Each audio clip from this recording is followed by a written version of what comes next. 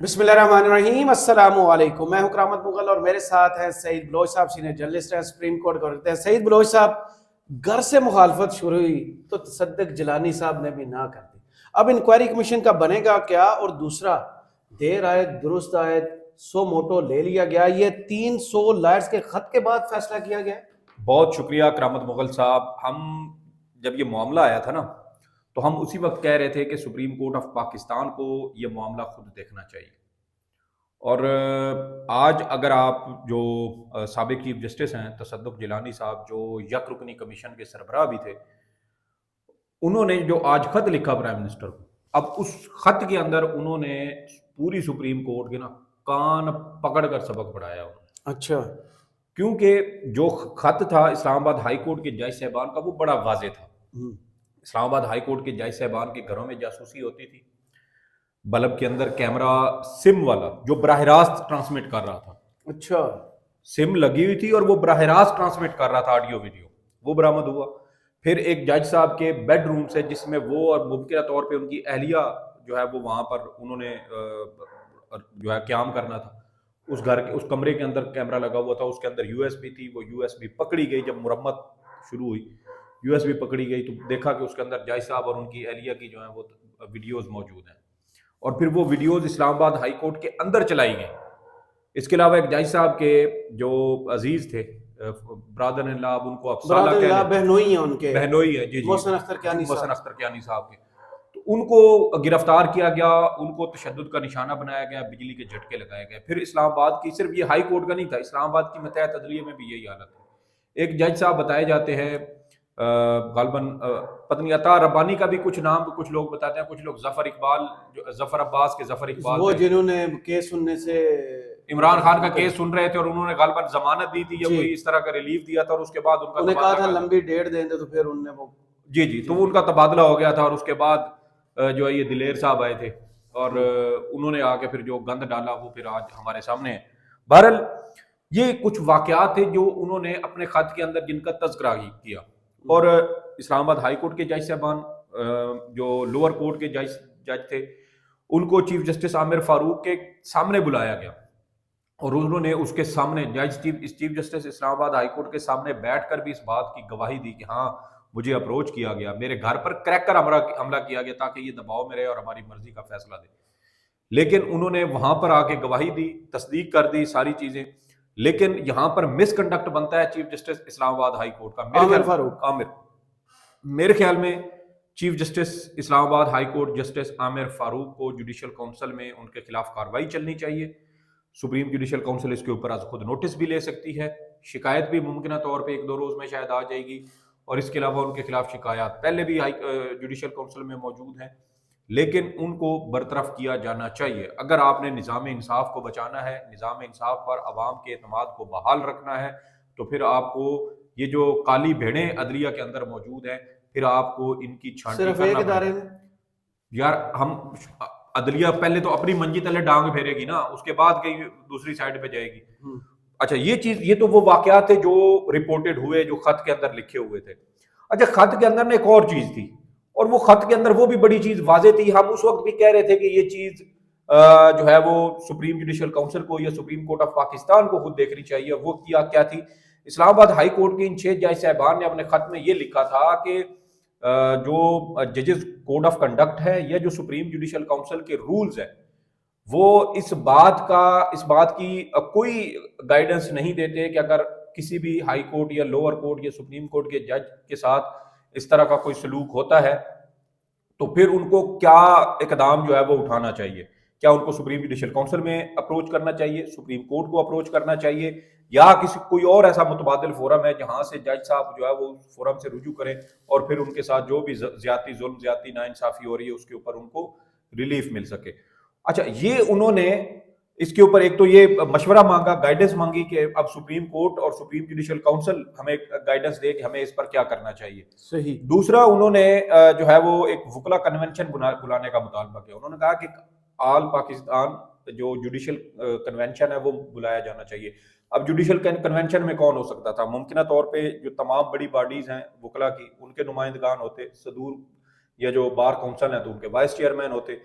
اسی طرح جو سپریم کورٹ کے جج صاحبان ہیں وہ اس کا حصہ ہوتے ہیں، تمام جو ہائی کورٹس ہیں ان کے جج صاحبان اس کنونشن کا حصہ ہوتے ہیں، وہاں پر بیٹھ کر اس معاملے کے اوپر ڈسکشن ہوتی، مشاورت ہوتی، جب اجتماعی دانش کا مظاہرہ کیا جاتا تو اس کے اندر بہت بہترین اور مثبت اس کے نتائج نکل سکتے تھے. لیکن معاملہ یہ ہے کہ یہاں چیف جسٹس قاضی فائز عیسیٰ کا کنڈکٹ انتہائی مشکوک ہے، اور اب جب یہ باتیں کھل کے سامنے آ چکی ہیں کہ وفاقی حکومت ایک ایسا مسودہ مبینہ طور پہ تیار کر رہی ہے جس سے چیف جسٹس قاضی فائز عیسیٰ کی مدت ملازمت فکس کی جا سکتی ہے.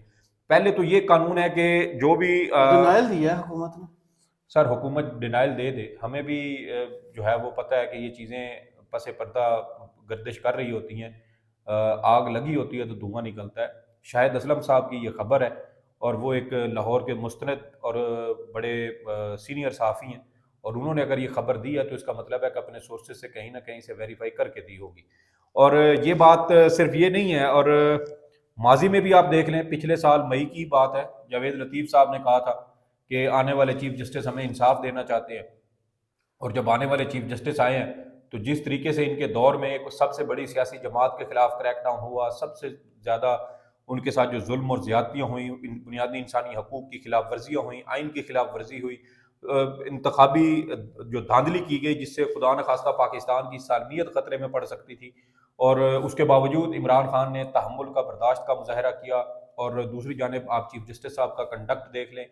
میں سمجھتا ہوں کہ ملک کی سالمیت کے لیے خطرہ بننے والے اس طرح کے جو واقعات ہیں اس پر ہماری سپریم کورٹ آف پاکستان کا جو کردار ہے وہ انتہائی شرمناک اور مجرمانہ قسم کا ہے، کیونکہ جس معاملے پر آپ کے ملک میں انتشار پیدا ہونے کا خطرہ ہو، کم از کم سپریم کورٹ آف پاکستان کو اس معاملے پر اپنا ایک واضح موقف لینا چاہیے تھا. اسلام آباد ہائی کورٹ کے ججز کا جو موقف ہے اس کے اوپر بھی ایک جوڈیشل جو بلکہ انسٹیٹیوشنل جو ریاکشن ہے یا جو رسپانس ہے وہ آنا چاہیے تھا.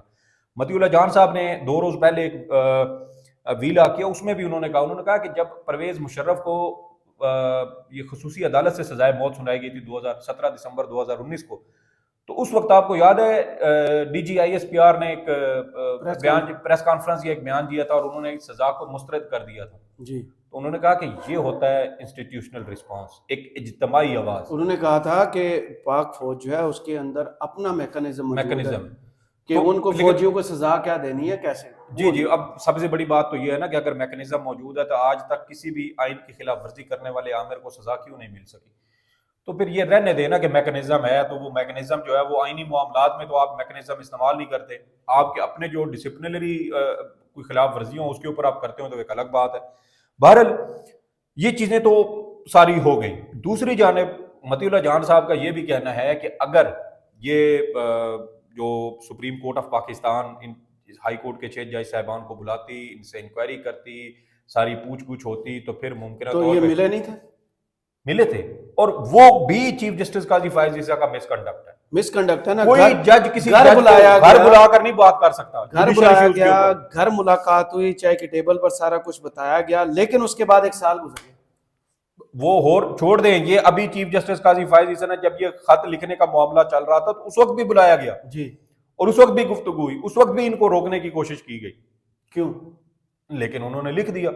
بات وہی ہے نا کہ جو بوجھ قاضی صاحب خود نہیں اٹھا سکتے تو پھر وہ اگر ان کے سامنے اب جیسے اب آ گیا تو اب کیا کیا جائے. اور اب آپ دیکھیں کہ ہائی کورٹ کے یہ جج صاحبان کا معاملہ اگر آگے نکلتا ہے جیسا کہ نظر آ رہا ہے، آج بھی آپ دیکھ لیں سارے جو رجیم کے منشی صحافی ہیں وہ یہی پروپیگنڈا کرتے رہے ہیں.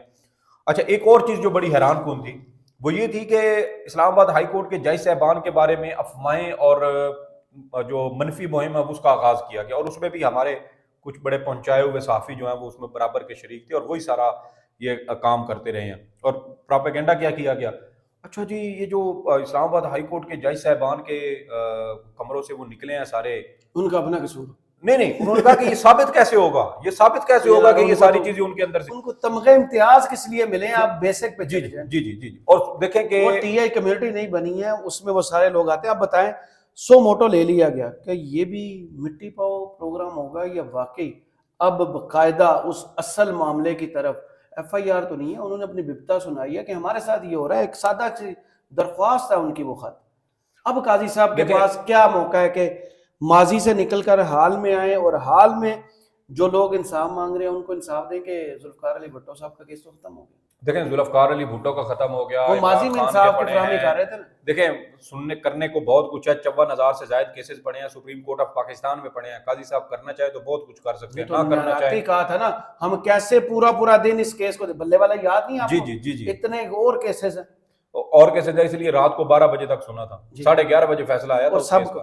ہاں تو یہ دیکھیں نا یہاں سے فل کورٹ بنے گی, بن بھی سکتی ہے. اس کی ایک وجہ یہ ہے کہ کل کی خبر ہے کہ اسلام آباد ہائی کورٹ کے یہ 6 جج صاحبان بھی سپریم کورٹ آف پاکستان سے رجوع کرنے والے ہیں, خود کریں گے. ہاں وہ فہد شہباز صاحب کی وہ خبر تھی, اور اب دیکھ اچھا اس کا بھی تمسخر بنایا گیا, اس کا بھی تماشا بنایا گیا, اس کو بھی منفی کرنے کی کوشش کی گئی. کوئی فرق نہیں پڑتا سر, سچ رہتا ہے, سچ رہتا ہے. اچھا تکلیف یہی تھی کہ یہ ہائی کورٹ کے جج صاحبان کے جو موقف ہے وہ اتنا سخت, اور کیا کہتے ہیں کہ اس کو تو باقاعدہ پاکستان کا 9/11 کہاں جا رہا ہے نا, وہ وسط اللہ خان صاحب نے کالم لکھا. جی کالم لکھا ہے.